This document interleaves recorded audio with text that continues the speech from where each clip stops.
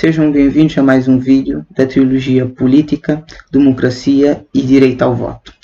Hoje vou abordar a democracia e falarei mais concretamente da sua relação com a política, das suas origens, a democracia direta e a democracia representativa, a importância dos partidos políticos, a relevância da participação dos cidadãos no processo de construção da democracia e a relação entre a democracia e os direitos ou liberdades fundamentais.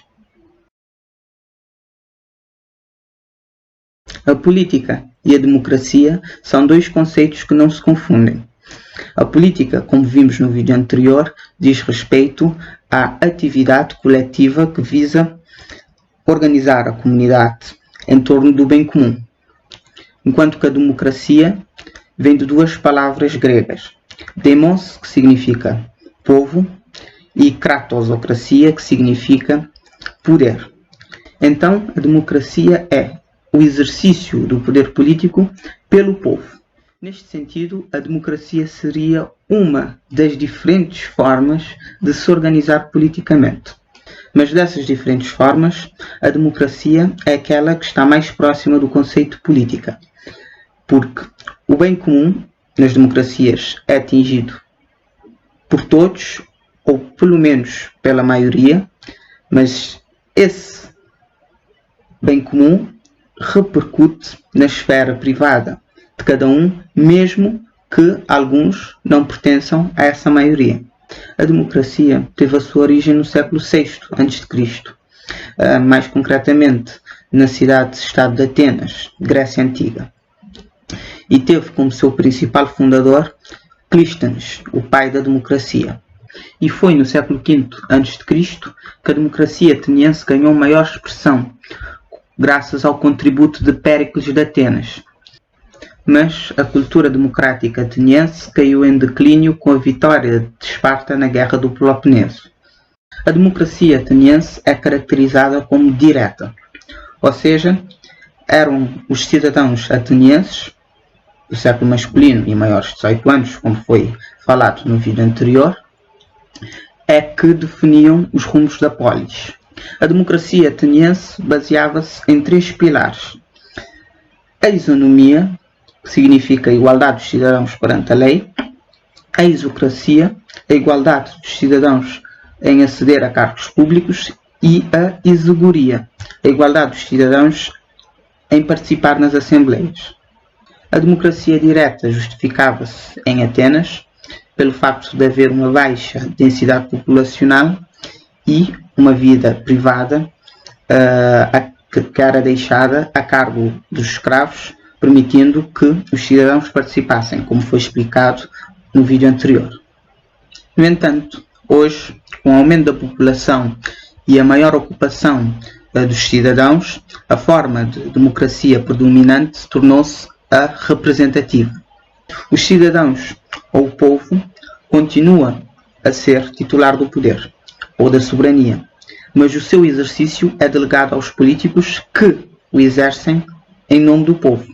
Por isso, nas democracias representativas, os partidos políticos ocupam um lugar central, uma vez que representam diferentes ideologias sobre o que é o bem comum, e são os seus integrantes que exercerão um papel central na determinação dos rumos da sociedade quando eleitos. Neste contexto, a pluralidade partidária revela-se como muito importante para levar ao mundo político, em sentido estrito, diferentes ou uma pluralidade de perspectivas e soluções de problemas sociais, garantindo assim uma democracia real, plural e integrativa.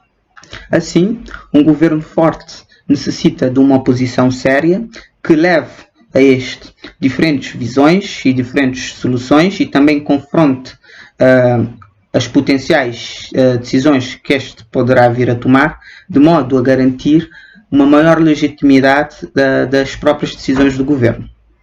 Nós não podemos fazer uma separação estanque entre governados e governantes, ou políticos e cidadãos, uma vez que os cidadãos são titulares da soberania que a delegam nos primeiros. Mas isto não quer dizer que os cidadãos não tenham mecanismos para participar na vida política democrática. A eleição é a forma de participação democrática na qual a soberania popular ganha maior expressão. É um processo através do qual os cidadãos elegem os seus representantes. Uma vez eleitos, os representantes devem manter uma relação de confiança e colaboração com os cidadãos, cabendo a estes últimos fiscalizar a atividade política. Existem outros mecanismos de participação na vida política democrática, como a iniciativa popular, que é o direito de iniciar um procedimento legislativo, cabendo a decisão ao órgão competente. A petição popular, que é o direito dos cidadãos levarem os seus pedidos aos órgãos públicos. O referendo, que é um mecanismo de democracia semidireta que permite aos cidadãos pronunciarem-se sobre certos assuntos públicos. Manifestações e entre outras formas de participação democrática. O cidadão sozinho dificilmente poderá levar as suas pretensões ao poder político. Por isso, deverá reunir-se com outros no espaço público, um espaço intermédio entre o cidadão e o Estado Poder, através de corpos intermédios, grupos como ONGs, associações, movimentos sociais e entre outros.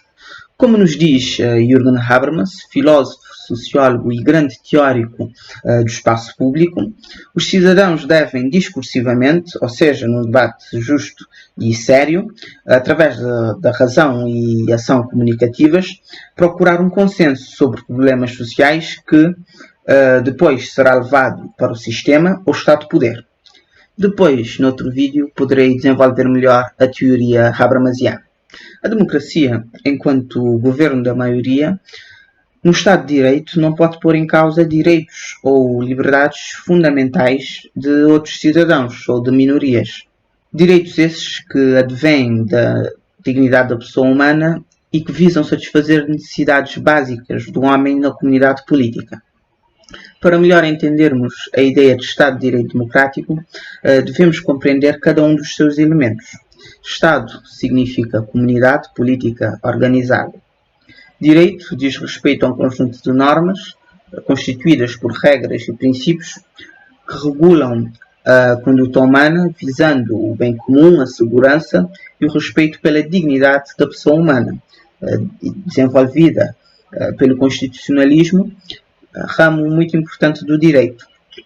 E estas mesmas normas também legitimam, controlam e limitam o poder político.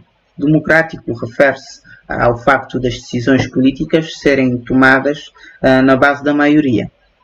Por isso, a democracia, quando associada ao Estado de Direito, não permite o que Alexis de Tocqueville, filósofo do século XIX, chamou de tirania da maioria, uma vez que as liberdades básicas, como a liberdade religiosa, de expressão e de organização, entre outras liberdades, estarão sempre salvaguardadas. Neste sentido, a democracia é a forma de organização política plural que promove a tolerância e protege a diversidade de formas de ser. Como vimos, as democracias modernas têm ao seu dispor mecanismos para suprir a necessidade de legitimação das decisões políticas ou reduzir a divergência entre as políticas desejadas pela população e aquelas adotadas. Mas é preciso consciencializar a população sobre esses mecanismos e desenvolver um espírito de engajamento cívico e de alegria no desenvolvimento da democracia.